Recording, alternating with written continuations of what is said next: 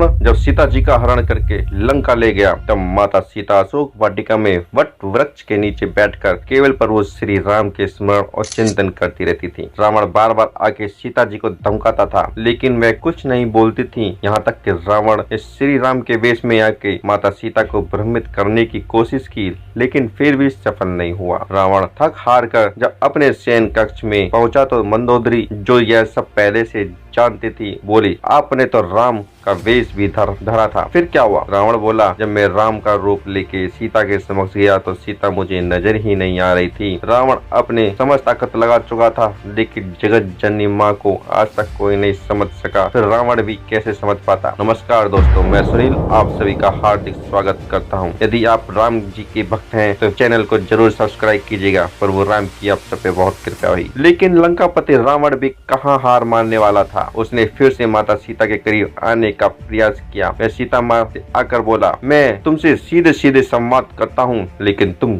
कैसी नारी हो कि मेरे आते ही घास का तिनका उठाकर उसे ही घूर घूर कर देखने लगती हो? क्या घास का तिनका तुम्हें राम से भी ज्यादा प्यारा है? रावण के इस प्रश्न को सुनकर माता सीता बिल्कुल चुप हो गईं और उनकी आंखों से अश्रुओं की धारा बह गई। शायद वह मन ही मन उस खूबसूरत पल के बारे में सोच रही होंगी जब श्री राम से विवाह करके अयोध्या आई थी और नई नवेली दुल्हन के रूप में आदरकार हुआ था। माता सीता का बड़े आदर के साथ गृह प्रवेश हुआ और उत्सव मनाया गया। उस वक्त एक परंपरा निभाई गई और उस परंपरा में उस घास का तिनका का रहस्य छिपा हुआ है। नववधू जब ससुराल आती है तो उसके हाथ में कुछ मीठा पकवान बनवाया जाता है ताकि जीवन भर परिवार के सदस्यों के बीच मिठास बनी रहे। इसलिए सीता जी ने उस दिन अपने हाथों से घर पर खीर बनाई और समस्त परिवार राजा दशरथ, सितारों, भ्राता और ऋषि संतों को परोसी। सीता जी ने जैसे ही खीर परोसनी शुरू की, ज्यों ही जोर से एक हवा का झोंका आया, सभी ने अपनी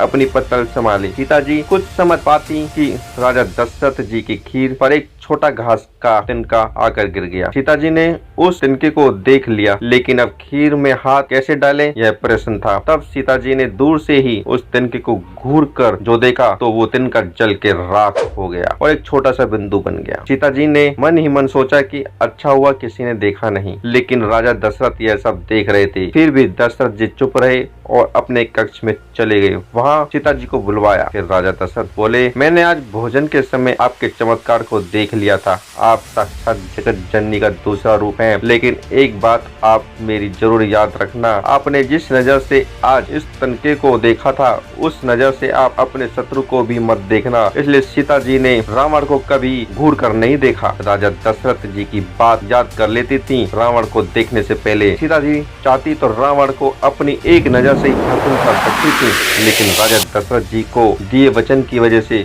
वो शांत रहीं। यदि ये रामायण कथा आपको अच्छी लगी तो वीडियो को लाइक कीजिए, चैनल को सब्सक्राइब जरूर कीजिएगा। Thanks for watching. जय श्री राम।